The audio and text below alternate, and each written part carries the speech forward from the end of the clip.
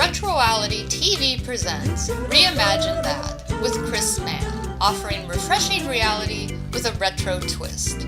Our special guests this week, actress Joyce DeWitt. Also, reimagine your own reality with dream interpreter Yvonne Riva. And now, introducing your host, Chris Mann.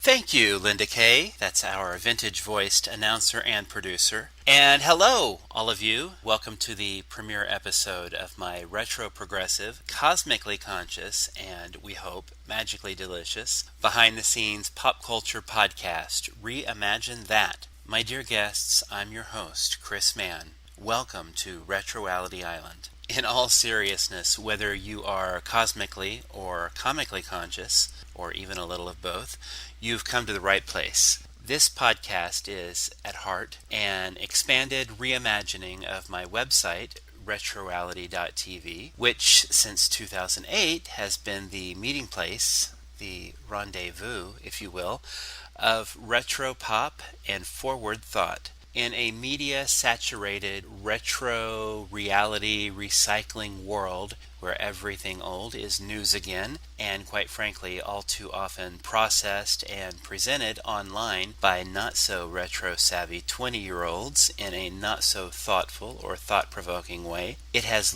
long been my goal to connect, or reconnect, as it were, the zeitgeist of late 20th century popular culture with the stories of those who understood it, helped shape it, and most of all, survived it.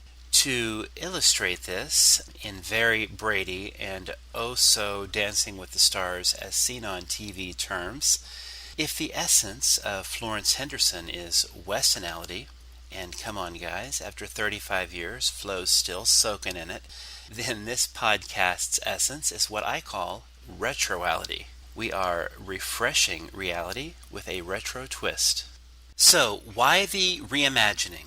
Well, I'm glad you asked. In an era when seemingly everyone in Hollywood is re-envisioning every iconic series, film, song, and kabuki play that we grew up with, from Hawaii Five-0 and Charlie's Angels to Footloose and the rebooted Planet of the Apes star, James Franco's recent artsy Sundance presentation titled Three's Company, The Drama, and his potential big screen and stage re-envisionings of the best sitcom ever. This podcast is here to help you, the audience then and now, reimagine what it means to, well, reimagine.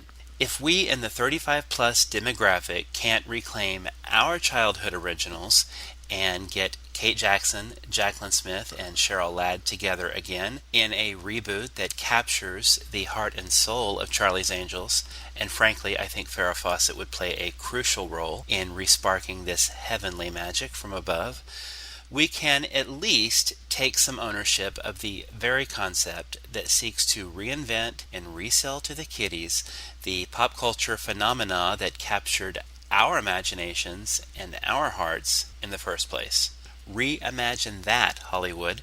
More on this retrolutionary idea in a bit. I'll be taking a look in our next episode, which we'll post in mid-October, at ABC's new, so far ratings challenged, Charlie's Angels. And in a few minutes, we'll talk about ABC News' recent report that the California State Attorney General is investigating the charitable Farrah Fawcett Foundation. This is a story I've blogged about exclusively at length since the second anniversary of Farrah's tragic passing in June. But first, I must say, we are so excited to launch this show on October 3rd, on the third anniversary year of Retroality TV, with a very special guest star, Joyce DeWitt of Three's Company fame. And that's 3 threes, for those of you keeping count, and yes, 3 is my lucky number. Joyce is in the midst of an exciting, professional, and really personal renaissance. This week she wraps up a successful 4-month run headlining the off-Broadway comedy Miss Abigail's Guide to Dating, Mating, and Marriage, and she just signed to star in December in a satirical play by Emmy-winning Simpsons scribe Mike Reiss. This one's titled I'm Connecticut. I interviewed Joyce a few days ago, and she is so very Reimagine That. Not only does she talk about her appreciation for James Franco, and in general terms, her non-fondness of the entertainment industry's bottom line obsession with reinventing hit shows and films, she contrasts and compares the whole Charlie Sheen 2.5 Men debacle with Suzanne Summers' acrimonious exit from Three's Company more than 30 years ago. And her comments, I have to say, are pretty darned insightful. After our recorded interview, Joyce said she wished she had added one comment that these two famous TV sitcom dramas had in common. In both instances, the TV bosses, CBS in Charlie's case, and to a lesser degree, Three's Company's executive producers, the NRW Company in Suzanne's case, enabled Sheen and Summers for quite some time, and to varying extents, to behave in ways that were abusive to their respective cast and crew, because both stars were bringing the show publicity. In Charlie's case, and I'm quoting Joyce here, the network enabled, and pandered to his popularity, end quote, for a long time, leading up to his big public blow-up with Men executive producer Chuck Lorre. This stuff was going on. But you haven't and you won't hear this perspective on Entertainment Tonight, The Insider, or even Inside Edition, which is a show that I like, because CBS owns all of those shows, which probably also explains why, especially in the case of E.T. and The Insider, instead of adequately covering Sheen's arrest and domestic abuse charges while they were happening a couple or so years ago, The Insider instead focused several of their shows on blasting and bashing Gary Coleman for his similar circumstances. And this was as that man was wasting away before our very eyes. So, how's that for a double standard? The media in recent months have frequently made the connection between Charlie Gate and Suzanne Gate, but what about their former series rebirths after the fallout? Will Ashton Kutcher prove to be the Cheryl Ladd of 2.5 Men? Perhaps more apt comparison question. Will he prove to be the Priscilla Barnes of this ensemble show? Obviously, the late, great John Ritter was Three's Company's first billed star, but a lot of pressure was on Priscilla's shoulders to re-spark the magic on screen as well as the chemistry of the trio. And in essence, this has been Ashton's role in the Men trio, or would that be the 2.5 Anyway, when Priscilla became Suzanne's official replacement in fall 1981, hard to believe that was 30 years ago, everyone wondered, will this show survive? Will it thrive? And the answers would be yes and yes. And folks, this is coming from the shows, and I have this documented. Biggest fan turned storyteller. Some of you know me as the author of the Three's Company tell-all book, Come and Knock on Our Door, which was the basis of the seriously rerun, and for better or worse, pretty legendary E! True Hollywood Story on the show, which incidentally I pitched to E! in summer 1998 when they weren't doing True Hollywood Stories on TV shows, and the success of which led to the hit NBC behind-the-scenes Three's Company movie, of which I was consulting producer. So I know this show inside and out, folks, in large part because John Ritter opened doors for me to so many people on the show, including gracious and really unprecedented access to himself, so I could tell Three's Company's true human story. Not only did John and Joyce break their silence about Suzanne to me 15 plus years ago when I first interviewed all three of them extensively for the book, I vicariously lived that show as a kid. I loved Suzanne and Chrissy, and I totally remember her fighting the producers for money, and me thinking, at age 9, and trust me, I know this is sad, oh my God, is my favorite show going to stay on the air? And I recall climbing the stairs to the slide during recess before school in 4th grade and turning around and asking my friend, "Did you see that new blonde girl on Three's Company last night?" Clearly this show and its cast captured my fancy. At an age when I didn't even know I had a fancy. So it's pretty cool to come full circle in interviewing Joyce for my first podcast for a site I designed as an online extension of my behind-the-scenes brand of storytelling. And that brand, I hope you'll agree, endeavors to capture not only the spirit of the iconic pop fare we grew up with, and we'll be talking about those reboots, remakes, and revivals, but also the soul of those who helped create this larger-than-life stuff and who are now recreating their lives spiritually, artistically, socio-politically, and, well, however they see fit during this age of reimagination.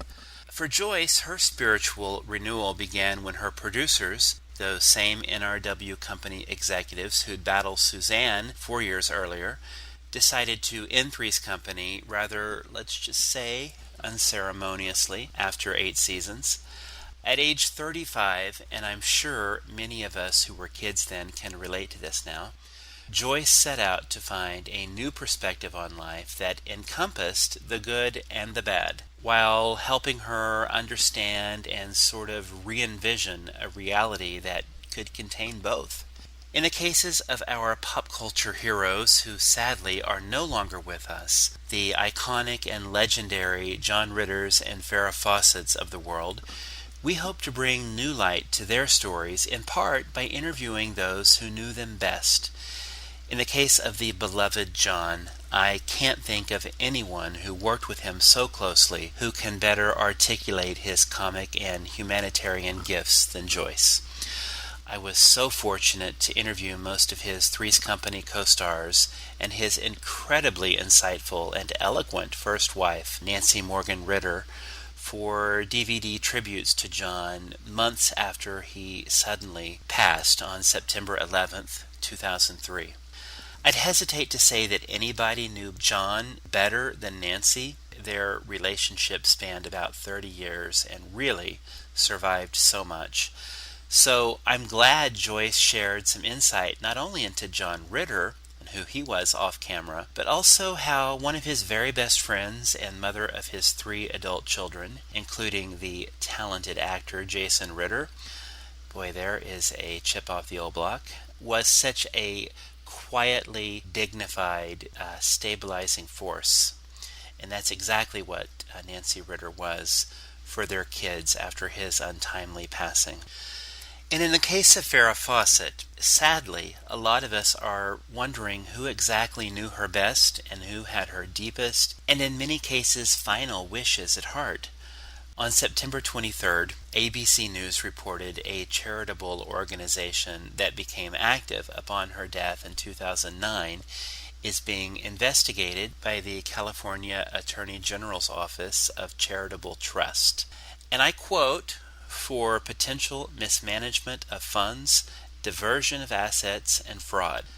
That's some pretty big stuff.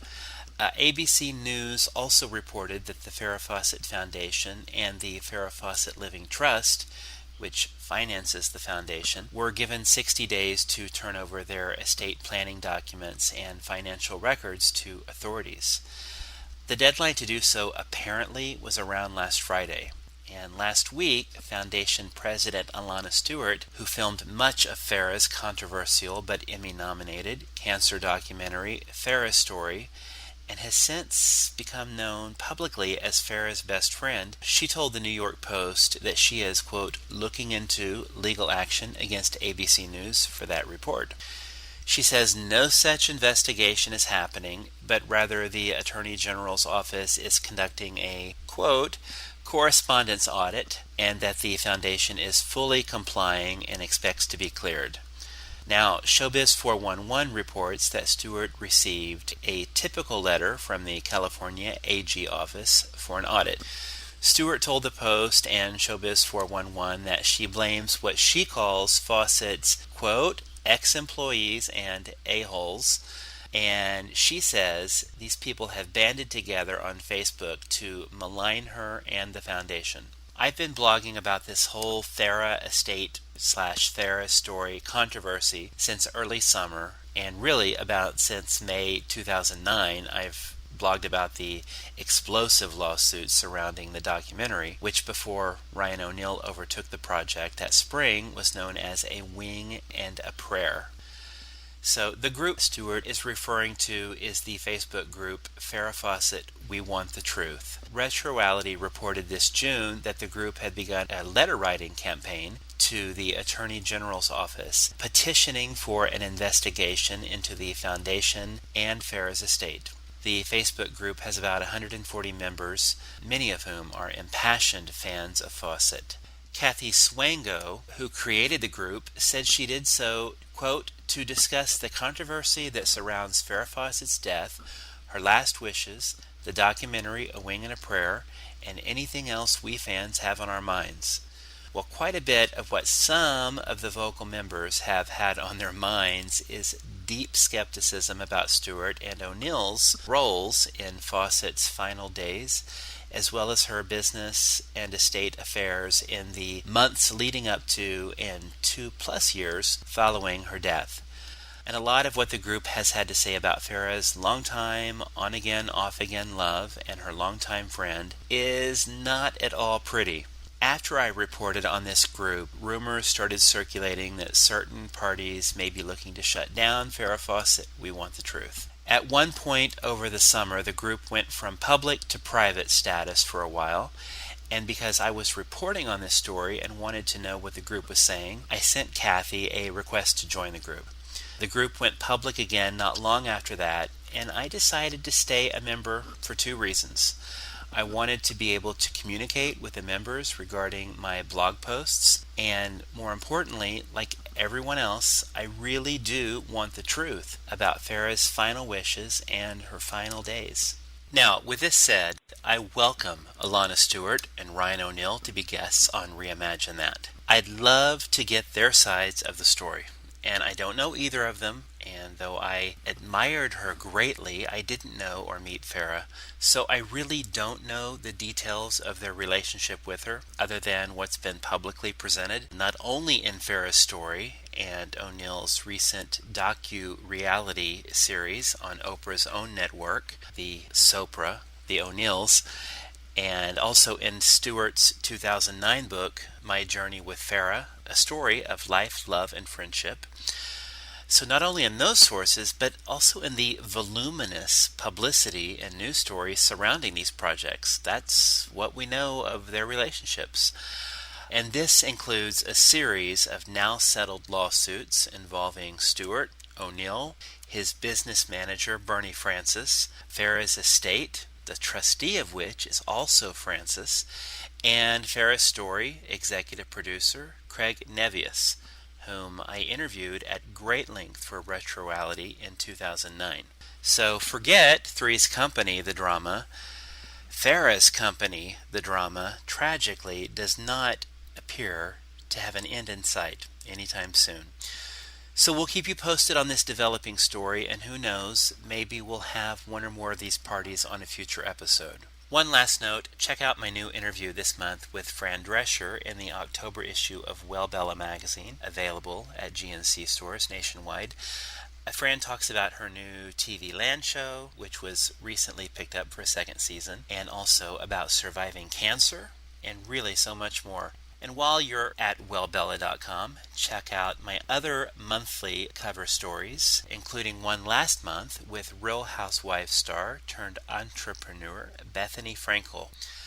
You know, I'm all about advancing the dialogue about retro and reality, and as this show grows, we hope you'll join us in this interactive adventure. In the meantime, share your thoughts about the show, Reimagine That, by emailing me at retroality@comcast.net.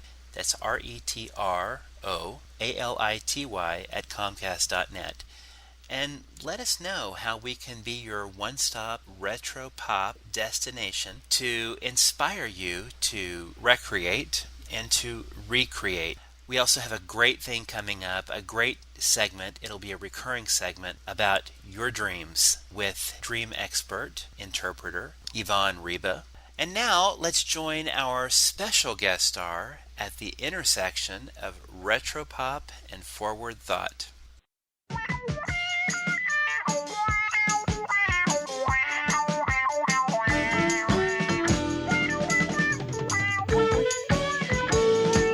We are thrilled to have a very special guest for Reimagine That's very first episode. You probably know her best as the usually level-headed Janet Wood on the iconic and beloved sitcom Three's Company. What you probably don't know is what a transformative spiritual odyssey Joyce DeWitt embarked on when she decided to leave Hollywood and reimagine her life at age 35 after the show ended in 1984. Today, looking many years younger than 61, Joyce is taking a step that is new in New York.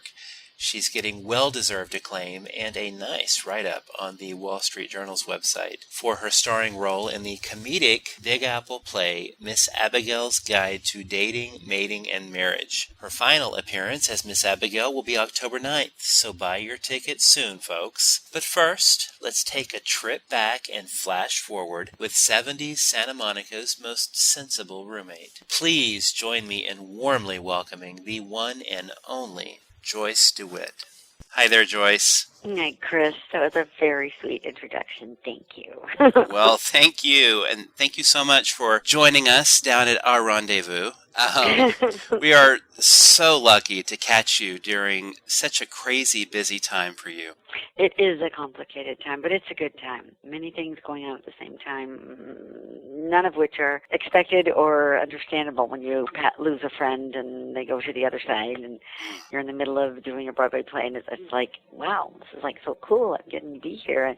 And your life embraces all these different things at once. One, kind of goes, okay. How do I do this? Yes, exactly. How do I do it? And how do I do it, with honor and appropriateness? And at the same time, I really wish I would understand, what the message is so that I can move forward in a way that gives even more. So, yeah, complicated. Absolutely. And I think you're referring to the late Don Taffner Sr., who was the executive who really brought Three's Company to the United States by kind of Americanizing the British sitcom Man About the House. Yes. He passed earlier this month. Yes, indeed, Chris, exactly. He bought the rights to the very successful British show Man About the House in order to create an American version, which indeed ended up being Three's Company. And yes, indeed, he passed a few weeks ago, and that's been a complicated process because, as you know, having been such dear friends with John Ritter, when you go through a public and a private mourning, it's a very extended period of time before you have a moment to sit down and be quiet and go, okay, let's just me sit here with my own feelings for a little bit. Yeah. And even to this day, in terms of our darling John, all these years later, I'm not quite sure how many years since the anniversary of his passing, which you might want to speak of because it so coincides with things in these last days. Yes. That still there are people who stop me on the street who need closure about his leaving. And I think that has to do with the suddenness of it. But yes, our darling Don Taffner did indeed, Don Sr. Of course, his son, Don Jr., runs the company, and he's quite a special fellow as well. Yes. But, Don Sr. went over to the other side with his beloved Eleanor. Oh, well, that is such a nice tribute. I know you got to know him and Eleanor in recent years quite well. And, yes, September is a sad month for so many reasons, and it has been 8 years since John passed on September 11th, 2003, and that's so hard to believe. It's crazy. I know. It feels like yesterday. It feels like we were having dinner here in New York. The last night that John and I were together was about a month before his passing, almost to the day, and we happened to be in New York at the same time. And we went to a small restaurant with our dear friend Bobby Myman and Jim Belushi and his wife and a couple of other people. And we got out of the limo and we were it was a little tiny restaurant in the village. And next to it was one of those tiny firehouses that you can only find in small towns or places in New York. And it was early August summer night. It was warm, so the big door was open, and the firemen went outside, standing in the evening air. And we got out of the car, and they were like, "Oh!" And so we went, "Well, you guys go in. We'll be right in." And so one of the very last things that John and I did together was to spend 20 minutes with the firefighters of New York City. Oh, my And gosh. then, a short time later, he would leave on the anniversary of the year and the moment that was so important, that they were such brave parts of society, such brave persons who committed themselves to our country, Absolutely. the love of human beings. So yeah, that was part of the very last evening we spent together. Wow. That is really amazing and so cool that you guys had that opportunity to reconnect. It was, Chris. And it's the only favor, I will say, that the paparazzi have ever done me in my life. Uh-huh. Anybody who's recognizable, the paparazzi are a little bit like, oh Lord, can they just go on the other block, not be on the block I'm on. But I was in New York doing Good Morning America, and John was here doing the upfronts for his new series, which was 8 Simple Rules at the time. Right. And I needed a couple of batteries, my little what do you call it, a little cassette player that I would travel with to play my meditation music. It ran out of juice. And so I thought, I went downstairs from the hotel. I went out onto 59th, which is Central Park South, and I thought, should I go to the right side? Should I go to 8th Avenue? Should I go to 5th Avenue? Because they'll both have stores there. I thought, what the heck? Let's go towards 5th. So I'm walking, and a block later, I'm in the middle of the block, and there are all these paparazzi. And I'm like, oh, Lord, I'm wearing my sweats and my tennis shoes. I was just in my apartment at the hotel being quiet. Like, and they start, taking pictures. I'm like, oh, hello. And as I'm walking away, I'm a good 10, 15 feet past them. One of them said, John's in here. And I turned around and I said, no, I didn't. He said, well, it's all the ABC new series people. They're in here for the upfronts. And I went, oh, wow, cool. And I took a few more steps and I said to myself, Joyce Ann, don't be an idiot. That's a message. Wow. Oh, yeah. Not a coincidence. Exactly. So I turned on my heels and I went back to the hotel and I went upstairs and I called and left a message because I, got his room, but no answer. And I said, listen, Jonathan, I don't know what you're doing here other than your new series. I mean, I'm sure you have 1,000 meetings, 1,000 appointments, 1,000 things to do, but I'm here, and, I'm just here for tonight. I don't know what works for you, but there it is, and here's where I am. Wow. And so then I got my batteries, and I came back and, did what I was doing. And I hadn't heard from him, so I sent downstairs for a newspaper, and I put it on the floor, and I was looking for a movie. And I picked one that was a theater I knew kind of how to get to, not too far from the hotel. Mm-hmm. And I put on clean sweats and tennis shoes and, was covering up so I could go sit in the movies and eat popcorn. And just literally, as I was leaving the room, as I was reaching nearly for the doorknob, the phone rang. And I went back and picked it up, and he goes, baby. And I said, Jonathan. And he goes, babe, we got 3 parties and a dinner tonight. I'll pick you up at 7. I said, well, what are we wearing? He goes, casual but nice. And I went, okay. Wow. I mean, clearly there was a greater force at work there. Yes. Yeah, absolutely. Well, that is wonderful. I want to talk to you about Three's Company's enduring legacy, as farce and physical comedy at its finest. Thank you. That's sweet. Thank you. Well, I think so too, but thank you for saying it. Oh, you bet. Listen up, James Franco, and others seeking to reimagine the magic. And I also want to ask you, about your metaphysical journey. So physical comedy and metaphysical journey. But first, for our listeners, tell us about Miss Abigail's roles in kind of guiding the live audience there in pursuing love. And how has this whole experience kind of reconnected you with your first love of theater and live farce? Because it's kind of a farcical play, isn't it? Well, it's not exactly farcical, but it's certainly comedical. I started working on the stage when I was 13. And much like Three's Company, this play has a central quality.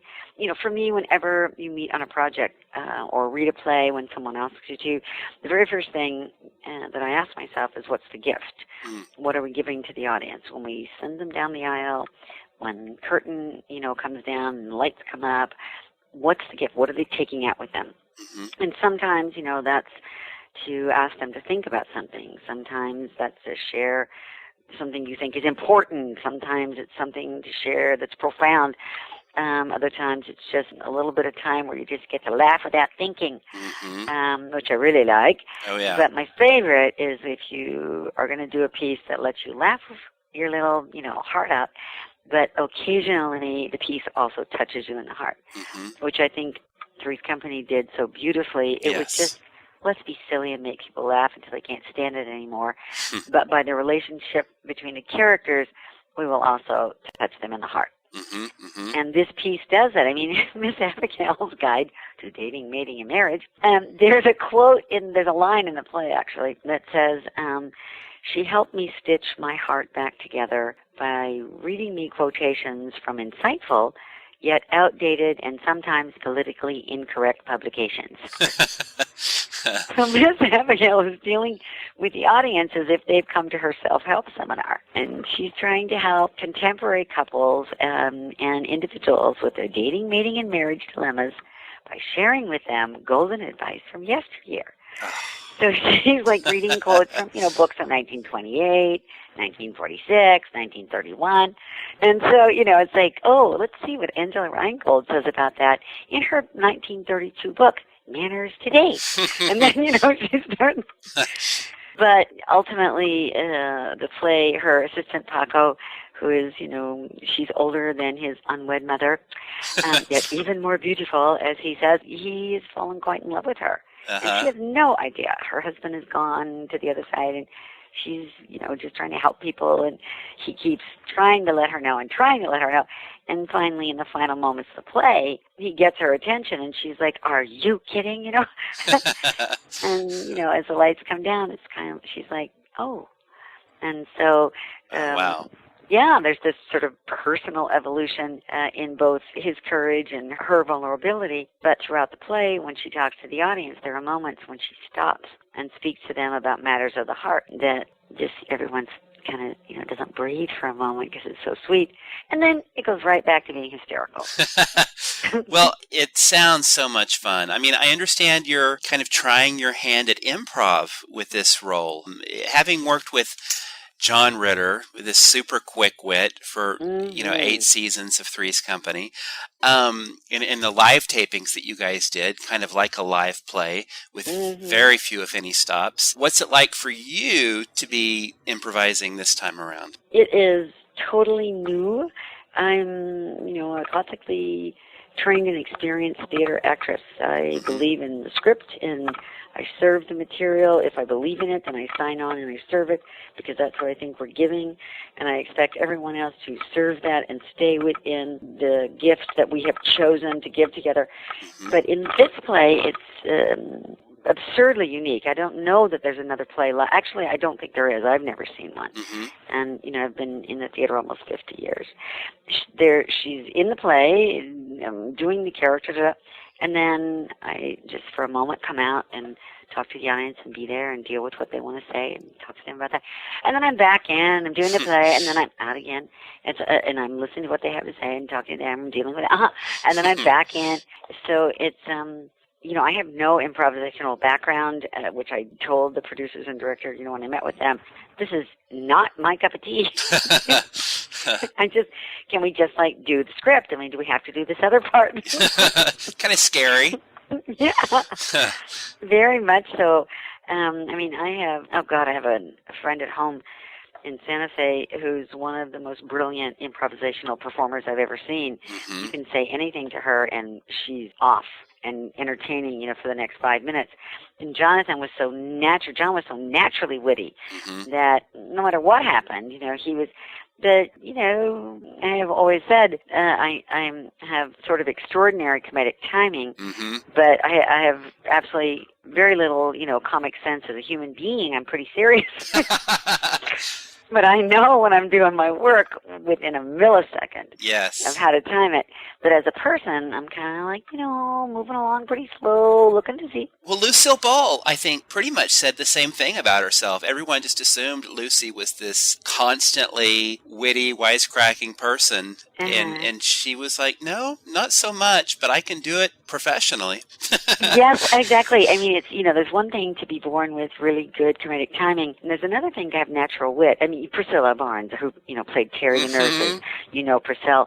Oh, she's funny. When we're out together, She's like hysterical, and she makes jokes about me being, kind of the fuddy-duddy on the other side of the table, and I make jokes about her being the wild card on the other side of the table. Because she's terribly witty and creative, and I'm very good with a good piece of material. Mm-hmm. So this was brand new for me to step out and do the other thing, and fortunately, no one has thrown a tomato at me yet. Well, that's good. That's good. always a plus. Well, first I have to say very quickly, you mentioned Priscilla, and years ago at an autograph signing in Hollywood, Priscilla came in. She was a little late, and she had a big tube full of posters that she was signing. And, of course, the media, the press, the photographers were around. And she did this bit where she put this big tube between her legs and sort of pulling out. It was hysterical. And everyone was laughing. And it's like, oh, my God. Between that and John, how did Joyce get any work done? Well, exactly. And, if I had been there with Priscilla when she does, things like that, when we're doing public appearances together, she'll, do something like that, and I'll, take my sweater and go over and, cover her. And, just kind of look and go, oh, my goodness, That's the Miss Abigail in you, the little modest. And then she'll go, oh, she's such a prude, and I'll go, oh, she's so wild. But, obviously we both have those elements within us, but she's much braver than I in terms of that, public exposure. She'll just, it's much like John, which is, in our society, easier for a man to get away with if they sense where the laugh is, if they sense where to create humor, they go for it. And that's an extraordinary. Robin Williams, maybe, one of the most genius ever in my lifetime, to have. On the other hand, there's Mel Brooks. There is a program it just came out this month of September, so, it won't be hard to find, but it's Mel Brooks and Dick Cavett together again. And it's an HBO special, and it's only an hour long, and that's a tragedy. It should be, minimum 2, if not 3. Yeah. But, boy, you will see the brilliance of Mel Brooks. You'll laugh until your face hurts. And Dick Cavett, in that more conservative style of humor, is brilliant as well. It's an amazing piece of material. But if you look at Dick and Mel together, if you happen to have time to catch it, you will see Priscilla and I. I'll be the one who's a little quieter over here. A little more composed. She'll be the one with all the courage. That's thank you for sharing that. I will write that down. Oh, Chris, it's so worth seeing. Honestly, you laugh. They talk about everyone in the history of contemporary or television since the beginning of time. That's the only thing there is in television is contemporary. Right. It started, in my lifetime, and here it is. And, oh, my Lynn, you will know everybody that they're referring to. And, that's fantastic. Your audience, I think, will as well, and you will laugh till your face hurts. And we need that, especially after September 11th. And, we just need that. We need that balance in life. Yes. Well, Joyce, again, it's been 8 years since we lost John, but I remember you said in, my book, Come and Knock on Our Door, that you had, and I'm quoting, what might be described as a telepathic connection with John on Three's Company. Do you still feel his presence or inspiration on stage or off? Sweet love, I do feel that, but I think that what I had said, which is that we had a kinesthetic relationship. Totally, we are telepathically connected. He shows up, every once in a while. But what I have described about us, and I may be misremembering what I said to you when we interviewed for your book, but that we had a kinesthetic relationship in the sense that from the first day that we met, we could feel what the other person was thinking or doing. So if he moved in one direction, my body was already countermanding it or compromising it or moving in contrapart with it. Whatever, was moving toward the humor of the scene. We didn't even have to talk. We could just feel where the other person was going to go. So, that happens maybe once or twice in your career as an actor. And it's such an amazing gift because the level of trust that exists is without question because you can sense each other. We would come into the rehearsal hall and he would say, I was thinking I would say, if you do that, then I'll have a frying pan when you come through the door. That'll be like, we both already the night before had thought, hey, if he comes in and I have a frying pan, he's like, if I come in and she has a frying pan. Uh-huh. And, when you shoot live, as we did it, you can't stop and set it up and do those physical things and, get little mattress pads to keep you from getting smashed on the floor and whatever.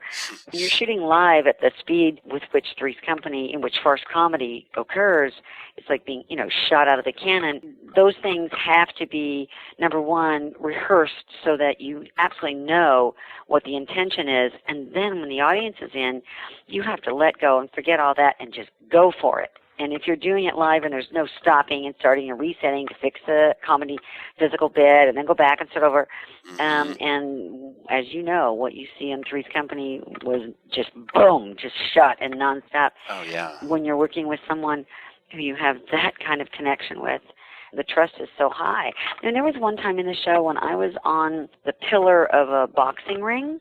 Mm-hmm.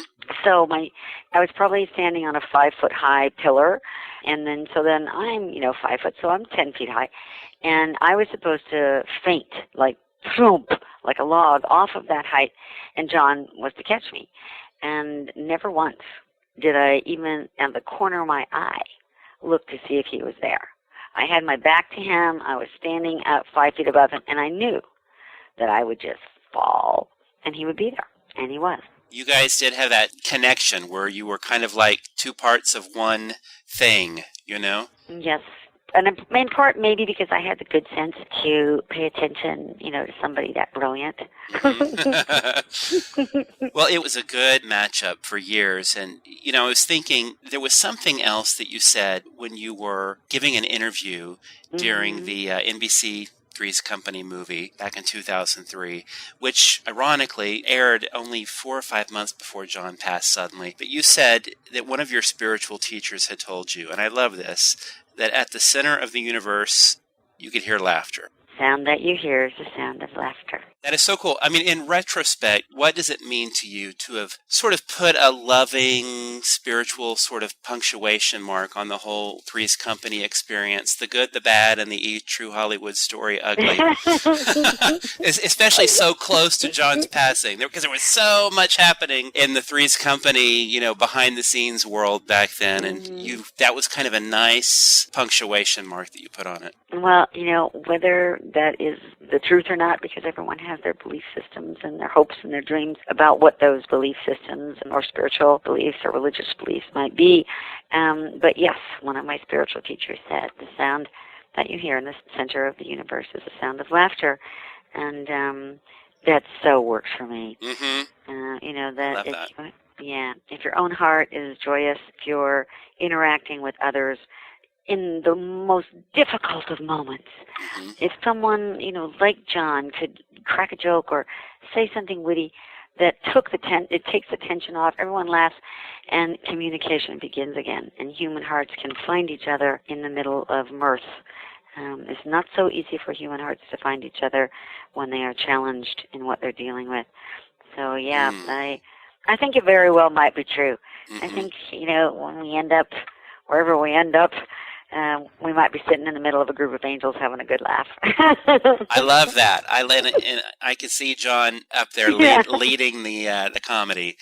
Yes, and our darling Don Knotts and Norman. Oh my God, just being too ornery for words. Just being willing to do anything that was one of the beautiful things, as we spoke earlier about Don Taffner passing. He was such a great storyteller, and he was so ornery. Oh, really? Oh, my goodness, yes. And he's such a sports fan. And so Sister Margaret, who got up at, St. John's University here, he was a great, the Taffner family are huge supporters. I mean, they built a stadium for them. And Father Harrington, opened the ceremony, everything, and then Sister Margaret talked. And this fable, quote-unquote, modern fable, was told, a story about Don. And this was, she created it. And it's like he and Jesus are sitting there, and they're, watching the Mets and Yankees play. And, of course, the Taffners were total Mets fans. And the Mets get a run, and Jesus jumps up and down and, raises his hands. And then they're watching, and pretty soon the Yankees get a run. And Jesus jumps up and down, and he's shaking his hands and all that. And Don looks at him, and, Don Taffner Sr., and he goes, Jesus, the Mets got a hit, and the Yankees got a hit, and you got up and, supported it all. And he goes, oh, I'm not supporting the Mets or the Yankees. I'm just supporting the game, the joy of the game. Mm-hmm. And Don turns to him and says, Jesus, we're going to have some new rules in heaven. Who knew that Don Taffner was... Exactly. That's funny. His dad, this is like one of my totally favorite stories. Don Sr. was raised, he started in a very simple background and truly, lived that or had that experience of the American dream. And he lived in the back of the candy store that his, mom and dad had. Wow. And then ended up one of the largest television producers in the history of television in America and the world. Mm-hmm. And there was the Catholic school across the street because the family are Catholic. And one day, the Catholic, across from the candy store that Don's parents had, and Don went to the school across the street. Mm-hmm. And Don Sr.'s dad, so I guess that's Don Sr. Found out that, they were selling candy at the school. And so Don Sr.'s dad went over to the father. He said, Father, I understand you're selling candy at the school. And the father said, yes, we are. He said, well, I tell you what, Father, you don't sell candy in the school, I won't do math in my candy store. And that was it. They stopped selling candy in the school. That's great. If we can talk about Three's Company here for a bit, you are, with John gone, more than ever, the audience's connection to all 172 episodes of this show. I mean, from the bedroom farce years with Suzanne and the Ropers to the laugh out loud, fall off the couch, physical, crazy years of Priscilla and Don Knotts and all the other greats on the show. And you're kind of the one people come to and express all of this love and appreciation. That being said, what do you think of James Franco's plans to re-envision the show as a movie and possibly a stage production? I know that he did a presentation at Sundance last year because I was invited to come, but I was doing a play in Toronto, so I couldn't. So I haven't seen what he did, so it's not fair for me to comment. Mm-hmm. That's my first exposure to this idea that people are sort of reinventing shows that were on before. I can't comment about what he may or may not do because I have no idea. I did not see it. I'm actually a fan of his work as an actor. I genuinely have appreciated it from the first moment he came on the scene, and quite frankly, I was waiting for Hollywood to recognize this young boy should be given time, and he has indeed gotten that and had opportunity come to him, but it should have happened sooner, in my opinion. But anyway, because he's very talented. Yes. But there is there's doing a remake of something and being committed absolutely to the spirit with which it was birthed. Mm-hmm. The spirit of a piece is the most succinct thing. What gathered all of these wonderful crew members and writers and producers and directors and actors and lighting people and costumers and makeup artists, what was the common goal? Because any successful piece, whether Heaven's Gate, okay, this is a film that had the best of the best, top director, top lighting people, top performers, and it was a horrible movie. Mm-hmm. It is, you never know, it's sort of like rolling the dice when you set out to do a creative project, how it's going to come together, but you gather the best people that you can, and if in fact you have a common goal, if you all know what the spirit of the piece is and you are constantly headed towards that expression, you will in fact have a very successful piece, whether it's in a small theater in Idaho, on Broadway, or on national television. If I were, going to make Dobie Gillis, I would bring the concept into contemporary time, but the spirit of the piece would remain the same. Must remain intact. Yeah, it's a guy who loved his parents, who was trying to figure out how to get to know girls, who was trying to figure out what it is to be a young man, was trying to figure out, and girls in that were trying to figure out what it is to be a young girl.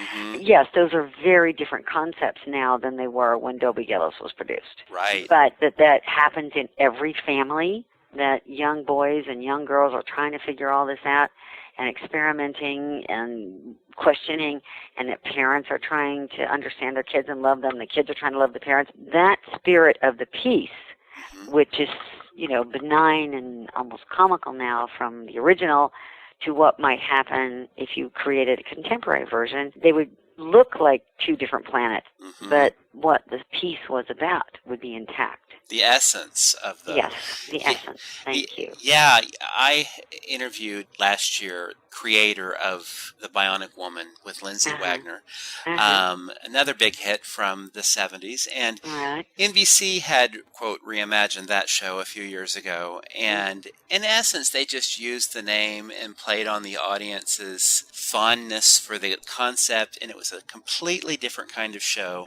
And it flopped. And now ABC is taking a stab at a new Charlie's Angels. And I just heard the other day that they're actually basically redoing at least one episode of the show with Farrah in present day. So they're trying, I guess, to hold on to the spirit of the original and contemporize it. But it's an uphill battle, I think. It's a very confusing thing. I think one of the problems with entertainment today is that there is so little originality that people are so frightened and so looking at the bottom line. What can I take in and pitch that they'll actually put money into and I could be successful? As opposed to the only reason to do a creative thing is that you believe in what it is you want to put together and give to the audience so badly that you'll eat tuna fish and hot dogs and keep working until you can get it done. Not that you go in with these number of ingredients that, this is probably, I'll get this and then, I can get a house on the beach and I can get a Mercedes and whatever, No. It's like, if that's what you want, go into another business. Yes. If you're going to be working in an artistic form that's talking about communicating to the rest of humanity that will or will not see it, but that you hope might, then you best be giving what you would give for free. You would sweat and give up in order to be allowed to give. Not that you're putting together a formula that you think is going to, slam dunk. And unfortunately, television in particular has bowed to that, but certainly has the film industry. Theater, Broadway, not so much. But indeed has. But the pandering to safe bet has gone on for quite some time. And to what extent the reinventing concept is that, I don't know. And I will say, and I must say, that Richard Kline, our darling Larry from Three's Company, Richie did go to Sundance. And he actually said afterwards that he'd work with James Franco anytime. So, each person's cup of tea is each person's cup of tea. And perhaps I'm, more rigid and demanding that, honor and integrity first and everything else comes later. And sometimes you just have to pay the bills. And those things have to bend. Let's go back to 1976, 35 years ago. Suzanne came into the show on the third pilot. You came into the show on the second pilot. John had done a previous pilot with Larry Gelbart. What do you think it was about that original trio that sparked magic? And the second part of this question is, how did you guys recreate the show when Suzanne left with Priscilla? Because we're kind of seeing this now with 2.5 Men, Charlie Sheen leaving in a very acrimonious way in a battle with the producer, which happened with Suzanne 30-some years ago. Although I don't think we can quite compare Charlie's battle with the producers with Suzanne's. I mean, Suzanne, may have fought for a pay raise, but, she hadn't gone out there and done things that you want to smack her up the side of the head for. And I'm sorry, but, I would love to, I have no idea what's going on in Charlie Sheen's life at this moment. But during all of those headlines that one sees in the supermarket waiting to buy your broccoli, I would have liked to have flown out and picked him up in my arms and taken him to a place that could help him heal and, give him a chance to at least look at things that he may or may not have done, like inappropriateness with women, et cetera, and inappropriateness to a cast and a crew when you don't show up, which indeed is a crossover with Suzanne. Look at those things and kind of go, wowski, do I actually want to keep behaving like that? But it is a very interesting thing when a member of the team leaves, and quite frankly, I never thought that they would ever let Suzanne go. We were good together. It was a great little trio, and then, with Norman and Audra, it was a great little quadrio, whatever you would call it, a quintrio, Right. a quintio. And then, with Don coming in, then we were a quattrio. So we were a quintrio, and then we were a quattrio, and we were a trio. And then with Richie, then you got to go on to the sextet trio, whatever. I don't know what the words are for those. Somewhere. Yeah, I don't know what the words are for those.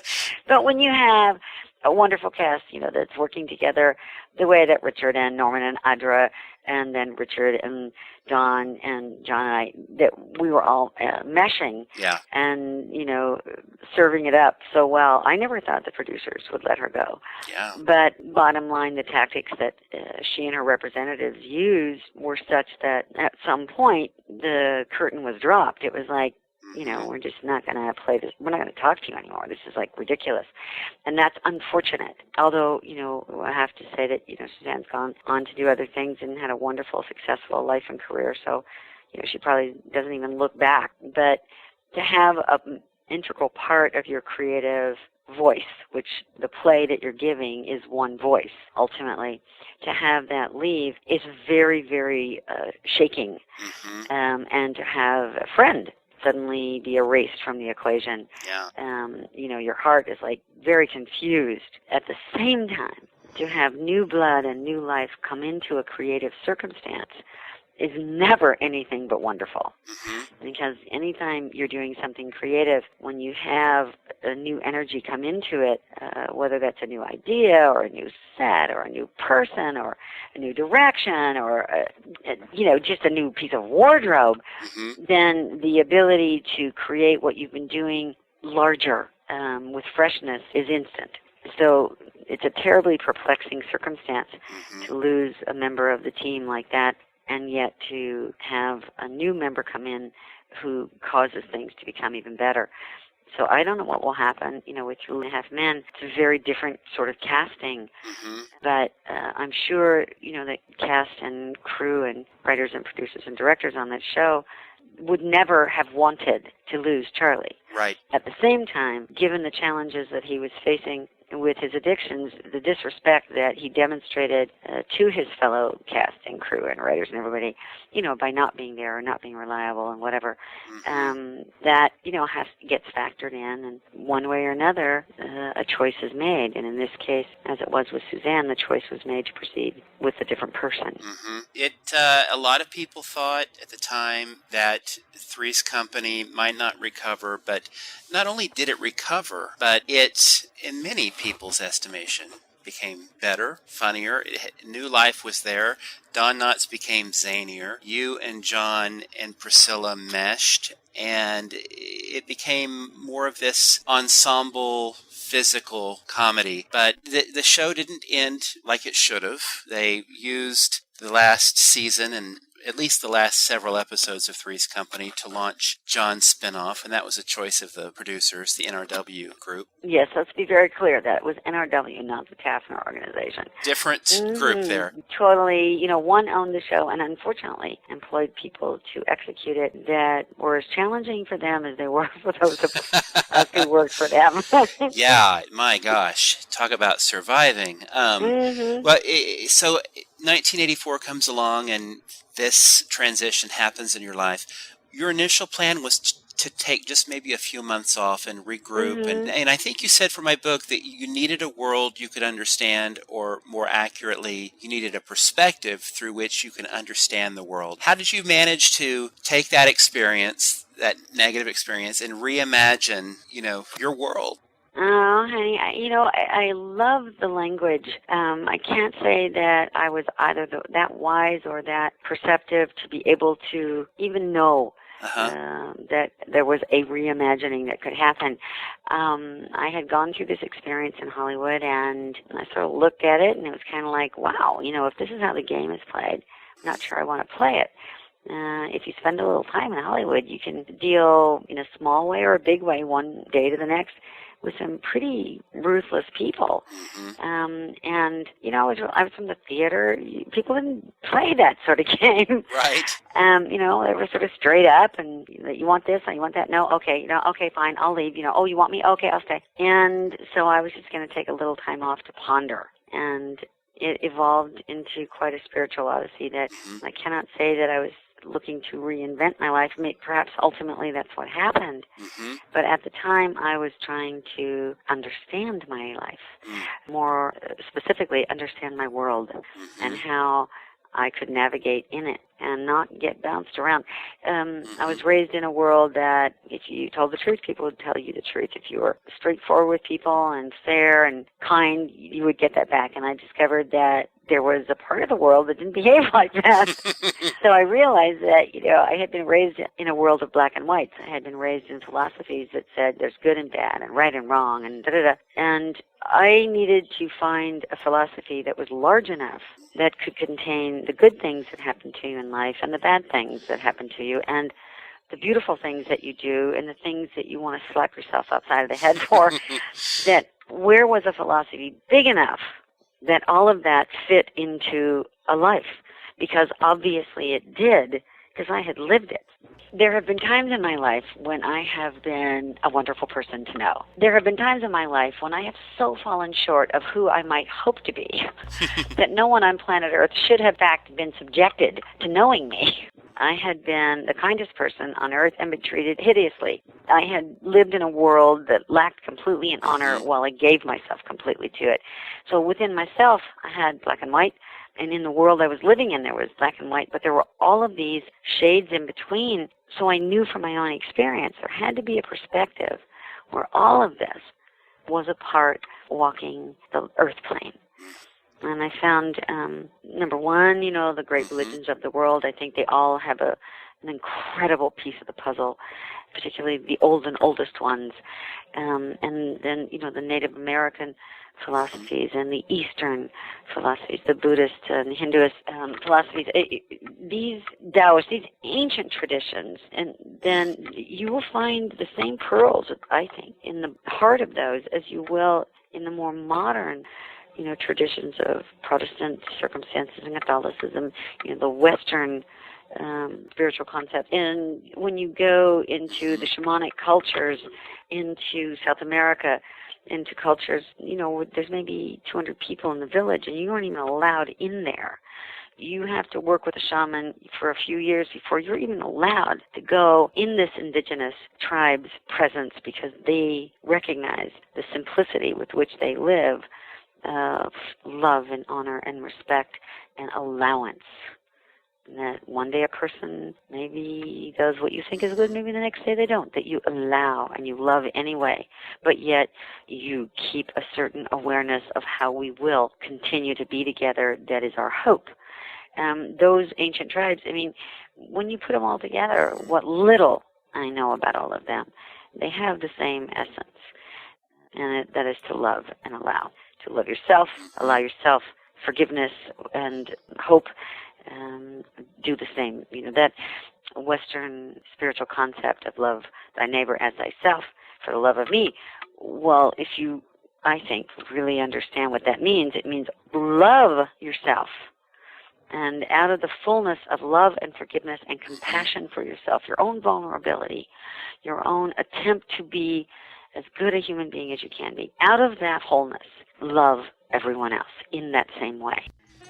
Folks, that is only the first half of the wonderful, intimate interview that we've done with Joyce DeWitt. Check back with us on our next episode where we will hear the rest of this intimate dialogue with Joyce. She will talk about John Ritter and their shared philosophy that all you need is love. The Beatles was a through line for them. And she'll also talk about the other wonderful members of the Three's Company cast and will tell us why she hasn't talked to Suzanne Summers in 30 plus years, even though she's reached out to her a few times in the last 10 plus years. So check back with us next week. We'll have that. We'll have Joyce talking about the legs pantyhose phenomenon and a lot more fun. So come and knock on our podcast. We'll be waiting for you.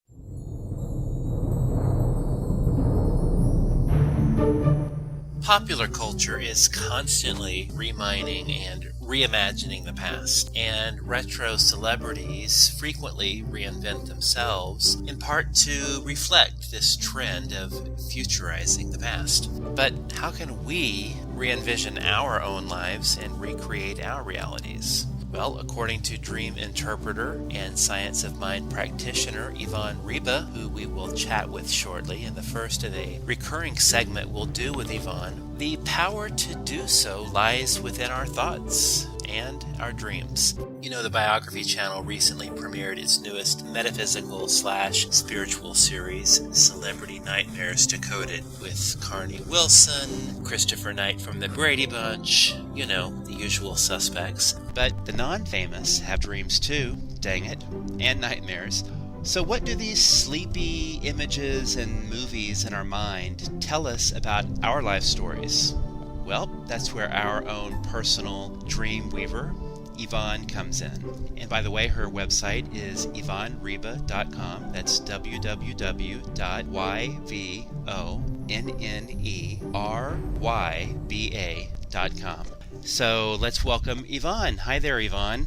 Hello, Chris. Thanks for joining us. Oh, it's a great pleasure. Thank you for having me. Well, we are honored. You are a wealth of information on dreams and many spiritual things. You know, you have some of your clients' prophetic dreams to share with us. But first, can you tell us a bit about your work as a dream interpreter and what drew you to this study? Well, I have always been interested in dreams. When I was a very small kid, I remember dreams from them, as a matter of fact, and I knew they meant something. And I was born into a family who were all pretty mystical beings and who all understood this kind of thing. So it wasn't knocked out of me as it is with so many people when they're little, when their parents say, oh, it's just a dream. Forget about it. And so they do. And they find it hard to remember their dreams later on. I wasn't unfortunate. I was very fortunate to find that my parents wanted to know what my dreams were about. So as I grew older, I found that I could understand them, and I could understand other people's too. Obviously, the dreamer is the one who has the inner knowledge about their dreams. Their subconscious is trying to connect and show them or give them a message about something in their life, usually something that's troubling them, or some kind of warning, or even a signpost, as I call it. Like, you know, you're walking along the road, there's a signpost telling you where to go. That's what dreams do. They say, this is the best way. Why don't you come this way? But we have to figure out what the dream is about. And that's where the weirdness of dreams comes in. What people will say, well, if it's so important, how come I can't understand it? Well, right. I mean, I can't tell you how many dreams I've had and people I know have had where they've tried to make sense of it. I mean, some dreams are kind of freaky and seemingly random in their imagery. I mean, what role does symbolism play in our dreams? Oh, it plays a huge role, absolutely huge role. And the thing is that because we are born into this Western civilization, we have departed from symbolism in many ways. It's still there. And we still have it within us. In fact, there are two kinds of symbols in our dreams. One is what I think is the universal symbols, like the ocean. Everybody dreams about the ocean at some point, and the ocean represents the same thing for everybody. Now, I say the same thing. There are several things it could be, but it's usually life itself. How is life at the moment? So if you find yourself in a dream sinking in a ship, that's probably how you are in your life. You feel like you're sinking. Or if you have a dream where you're skating along the top of the water, then you are enjoying life. It's not very deep, but you are probably having a wonderful time and not having to think too deeply about things. So, yes, we have the symbols all over the place. I mean, it's just one thing after another, and you have to figure it out, what that symbol is for you. And most of us have, as I said, universal symbols, but we have our own particular little cupboard full of symbols that are things we have experienced in our life, specific things that happen to us, so that the old one is easy, like, you know, if you were bitten by a dog when you were a kid, you're probably still frightened of dogs now. Well, they may appear in dreams as a symbol of something to be careful of, to be sort of aware of, to run away from. But if you always had dogs and they were wonderful pets, and you have a dog in a dream, it means something else entirely. That's your personal experience. In essence, kind of our own retro realities, our own past, can speak to us through meaningful symbols in our dreams. Absolutely. That can, in fact, be clues about our futures or our present lives leading into our futures, and sort of give us clues to how to navigate to get to the future we want to create. Yeah, you've got it. You've got it, exactly. And the prophetic dreams that I'm going to talk about have both of those in them. They have the universal symbols, for instance, like the desert. Okay, what is the desert to most of us? Well, it's a place where nothing much grows, and we don't want to be stranded there, all right? It's a place of sometimes danger, of emptiness, and with no water. It's not a life-giving thing. I mean, we're just talking about in a very basic sense. So finding yourself in the desert in a dream is often not a good place to be, and if your life is portrayed as the desert, it means you need to do something about it, that you're not growing anything in your life. So that's one of the symbols. That is fascinating. So sometimes we are not to take things literally, like, oh my gosh, I guess I'm going to be stranded in a desert if I take that trip, across country. Yeah. But it's more of a figurative, symbolic meaning. That's right. Yes. The subconscious has all of these incredible amounts of symbols. I mean, often amazes me when I wake up from a dream thinking, wow, how did I come up with that one?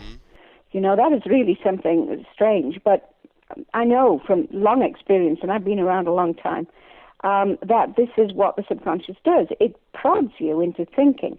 But because we have given up looking at life in symbols, we have lost the ability to interpret a lot of this. We can get back to it now, and psychology is full of this kind of thing. There are many, many books on dream interpretation. Everybody has their own little dictionary as well of their own symbols, but we need to write them down. We need to look at them. We need to think about what's going on in our life and how does this connect with what I'm dreaming about, and is it giving me some kind of a message? And that's what dreams, the useful ones, are about. And not every dream is useful. Some of the dreams we have early on when we're asleep are what I think of as filing cabinet dreams. Dreams that say, what did we do today? And then sort out all the things that we did and then put them away, all right? Try and figure them out. They happen very early on. So I remember when I was a kid, I had a dream once. I woke up and I was running to the front porch of my house and focusing on like a pair of shoes I left outside. And that was actually something that had happened a few hours earlier. So that really didn't mean anything. It was just me filing something away that I had just experienced. Yes. Like, now remember to do that. To be tidy, to remember to keep, your shoes, you don't want to lose them. It's like a little bit of not an anxiety, but I need to be careful. I need to remember to do that. It's not a message as such, but it is a reinforcement of something your subconscious wants you to remember, right? We don't want to lose the shoes. So, funny, the first dream I did for somebody in college was about shoes. And a friend had died, and her friend came and said to me, I had this very strange dream where I was wearing Beryl's mother's shoes. And she said, well, they were too big for me. They kept falling off. And I started to laugh, and I said, yeah, her mom's shoes are too big for you. You can't fit into them. Don't you get the pun, the word play? And that's what dreams do. Dreams are full of symbols and word play, or puns if you want to call them that. And look at that, because it can be very humorous. The subconscious is quite good at putting little funny pieces in a dream to make you remember them. So they can be whimsical, they can be humorous, and at times they can be very, very serious and even life-saving. You had a client that told you about a prophetic dream she had, or a series of them, nightmares. Absolutely. What can you share with us about that, and how she used that to kind of recreate her path in life? Well, this was a recurring dream, as you said, which happened regularly over many months. Now, can you imagine it? The same dream over and over and over and over and over many months. And this friend of mine, her name is Jana, she had joined a commune. In fact, it was a bit of a cult, to say the least. When she was 15, she left home. In fact, she had a big argument with her mother, and her mother told her to get out, and she did. And she never saw her mother again until she was 23. For the next 7 years, she was with this commune, and they traveled around the country. And in the winter, they came down to Texas, where it was warmer, of course. And that's when she started to have these dreams. Now, she was 22 when she started having these dreams. So she'd been with this group for a long time, and she wanted to get away. She couldn't think how to because they were set up not to let people get out. So she dreamt that she was in an aeroplane flying over Africa. She was looking out onto the land, and she could see it was a desert below. And she said, I felt scared, and life felt stagnant and unhappy. And then as we disembarked, I could see dead bodies lying all over the place. They were Africans, and they died of sleeping sickness. I knew I had to get away from there as soon as possible. That's her actual quotes. So this dream repeated and repeated, and she knew it meant, get out of here, all right? People are dying. I mean, you're not going to be in a good place if you stay here. The desert, nothing was growing. Stagnation, that's how she felt, and unhappy. This was not where she was meant to be in her subconscious, or her highest self, as I believe. We get our messages through there, through our spiritual connection, was saying, you have to leave this group. This is not for you. This is a dangerous place. Well, she couldn't figure out how to get away. Eventually, one night she had this absolutely terrifying dream, and she woke up, as you usually do from a nightmare, sweating and scared to death, and thinking it was so real that she couldn't imagine, that she wasn't still in this place. Here's the dream. I was in an enormous underground cavern. I could not see the walls, but it was so big. And I was walking and walking, and the ground was covered in snakes. There were so many that they were knee-deep, and I was terrified, but I knew I had to keep on walking. And then it got too much for me, and I stopped. I looked back, and then I could see that I was in the exact center of the cavern. There was no way. Wherever she went, she had the same distance to go. So she woke up from that dream, and it was so clear. And it was a vision. It was a prophetic dream. She understood that this dream was saying, no messing about here. You've got to leave. So she set about with a plan to leave this group. And she had been, they didn't like people to work out of the house that they rented. They'd beg and they'd go around and, collect food from restaurants that were going to throw it out and that kind of thing. But 2 or 3 could get a job because they needed some cash money. And she got a job as a busboy, or bus girl. And this day she decided that after the shift was over, she'd leave. She'd just run away. But they did connect with her. They had been watching her, and they realized she was going to try and run away, so they waited for her. She was coming out of the restaurant. She walked down the street, and there they were, waiting in this van that they had. And she begged them and talked to them and said she had to leave. She was going to leave. And in the end, they agreed she could leave. Now, remember, this was a cult, and they didn't believe in any connection with any kind of government system. So she hadn't got a social security card or a driver's license or any form of identification. And she had to get all of that. They did give her a little bit of money to get started, and she settled in Texas and became a very successful massage therapist and studied herbs and health and all that kind of thing, and grows her own vegetables. I mean, she has a very good life, happily married with 2 lovely kids. That's great. And so her life became wonderful and fertile, and she never had this kind of dream again. But she's the only one of that group. No, there were 3 who managed to get away, and they were the only ones who are still alive, because that group, we called them Heaven's Gate. Oh, my and goodness. They all committed suicide. Yeah, they committed suicide in San Diego. Oh, my gosh. I remember them on the television. Oh, yeah. And you know how they died? They took, I think it was sleeping pills. They took enough medication to kill themselves. They all got into their beds and their clean clothes and everything and thought they were going to be transported up into a big spaceship. In their new tennis shoes. Here we go with shoes again. That's right. That's right. In shoes. But you see, she remember the first dream?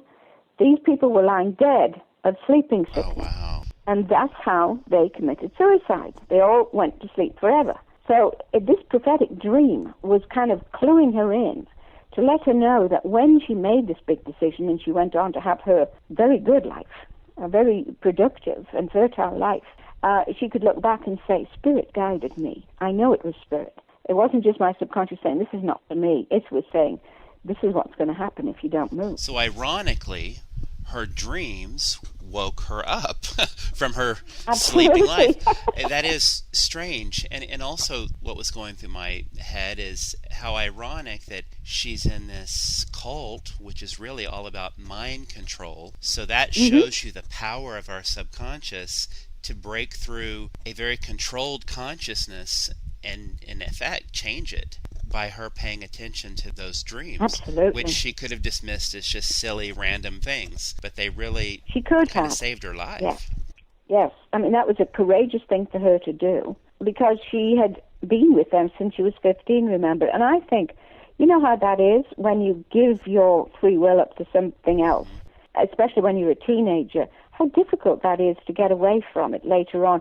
She didn't meet her mother again, like I said, till she was 23, and she did have a better relationship with her mom. In fact, her mom came to live near her in her last years and actually met her mother, who was an artist. They were a very creative bunch. But this was a really incredible set of dreams that saved her life. That is amazing. That is truly amazing. So really, dreams are a connection to our sort of creative source, or our creator, if you think of it that way, and we can use them as sort of an inspiration or a source to create our own lives. Yes, we can, Chris. You mentioned I'm a practitioner in Science of Mind, and Science of Mind is an old new thought. It's been going for over 100 years, and Ernest Holmes was the founder of it. And it's a very basic, straightforward religion, and one of their little logos is change your thinking, change your life. Well, nowadays we have got many books about this kind of thing. We've had The Secret, people on Oprah have talked about it. There are many different people who have written on this subject, and Abraham Hicks is another one, very, very much in line with Science of Mind. Law of attraction. That's right, the law of attraction. Ernest Holmes called it the law of karma, or cause and effect. That was the founder of Science of Mind. And he wrote many, many books about it, and of course it became a religion and so on. And what we know is that everything comes from thought. A thing has to be an idea that we then create in our reality, right? We think, I'm going to bake a cake, but we think, right? And then we go and get the stuff together, we bake the cake, but we can also, I'm going to build a beautiful cathedral or a skyscraper or whatever it is, something huge, and we set about planning it, and then we manifest it in our reality with people working on it and building it. So everything comes from thought, and you know that if you can change your thinking and raise up, as Abraham Hicks says, the vibration of your thought, and Ernest Holmes talked about this at great length, that you will then change your life, because you will attract to you that which you desire. And that's it. Well, there and so you go. This spiritual core that we all have, doesn't matter who you are, you got it. You're inside of you. There is this spiritual part. I mean, it's not like you can cut it open and find it, because it's all over you. I mean, it's part of life. When you die, it's gone. Where's it gone? It's still there, believe me. That does not die. Yes, it's energy, and the body dies, but it just slips off and becomes something else, all right? Everything gets recycled, you know that in life. Even if you burn it, you think you've destroyed it, but you haven't. It's been converted into something else. This is what happens with our lives. We can convert our lives into something better by changing the attitude and the thoughts that we have. That is really cool. So it's not only Charlie's Angels that can be reimagined, it's our own spiritual lives that we can reimagine. Yes, we can. And I have seen this happen. In fact, I do it myself, of course, but it's very satisfying to tell people about this and for them to get it and then to start using it and to see them turning around things that they thought could not be done, to change their lives, to find the partner that they're looking for, the better job, or the job that satisfies. There are people in jobs that pay well, but they hate them, right? They just don't want to let go, but they have to see that you've got this life to use to make you happy, joyful, doing something that is fulfilling your potential. Let's put it that way.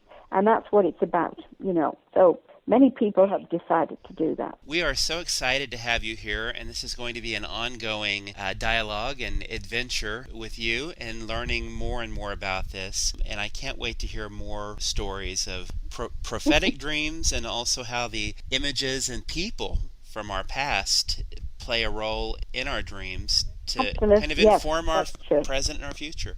If you listeners have a dream or a nightmare, let's call them dreams, that's more of a positive word, that you'd like Yvonne to interpret, please email me, Chris Mann, at retroality@comcast.net. That's RETROALITY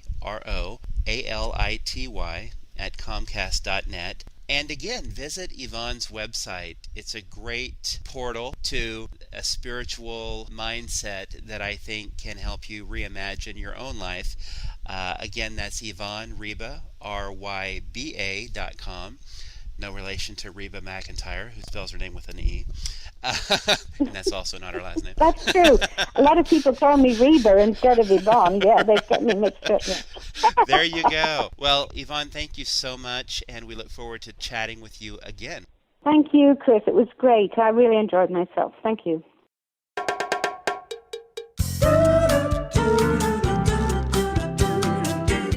Reimagine That with Chris Mann was brought to you by Retroality TV. Copyright 2011 by Chris Mann. You can find us at retroality.tv and at reimaginethat.libsyn.com. Tweet us at retroalitytv or join us on Facebook at facebook.com/retroalitytv. And don't forget to check out our TV channel at youtube.com/retroalitytv.